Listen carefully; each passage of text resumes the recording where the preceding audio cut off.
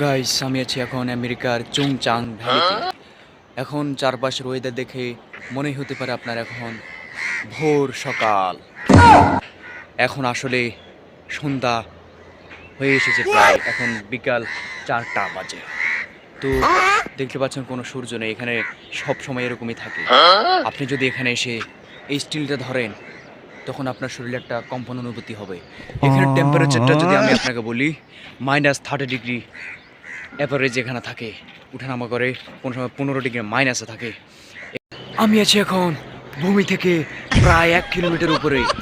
এখানে শ্বাস নিতে আমার খুবই কষ্ট হচ্ছে। এখানে অক্সিজেন লেভেল খুবই কম বলতে গেলে প্রায় মাত্র 10% অক্সিজেন আছে এখানে।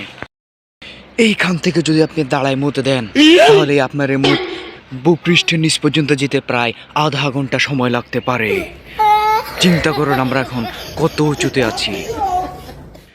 এখানে আপনি যে পানিগুলো দেখতেছেন এগুলো আসলে বরফ হয়ে জমে গেছে, এগুলো আসলে কোনো পানিই নয়। তো আমি এখানে একটা কাঠের সাহায্যে আগুন ধরানোর চেষ্টা করছিলাম, কিন্তু এত পরিমাণ ঠান্ডা আমার ডিএসএলআর থেকে কোনো গ্যাসই বের হচ্ছে না। আমি অবশেষে ব্যর্থ হলাম। এখানে দেখতে পাচ্ছেন একটি গাছ।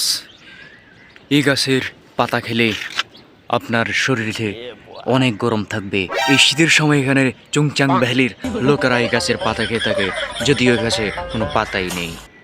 এর চারপাশের প্রাকৃতিক সৌন্দর্য যদি আপনাদেরকে আমি দেখাই তাহলে আপনারা বিস্মিত হয়ে যাবেন, যদি এখানে কুয়াশার জন্য কিছুই দেখা যাচ্ছে না।